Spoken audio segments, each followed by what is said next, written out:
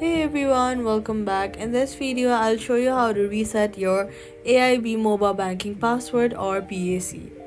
First, open the AIB Mobile Banking or go to the AIB online website. Then, on the login page, click on Trouble Logging In, and then you'll have to either click on Reset PAC or the Reset Password option. Then enter your user ID and follow the instructions on the screen.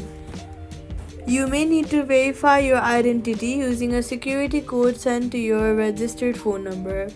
After the verification, you will be able to create a new PAC once you're done making your new PAC. Also, before making a new PAC, make sure you choose a secure code that you can remember but others cannot easily guess. That's how you reset your AIB mobile banking password or PAC. Subscribe for more simple tutorials.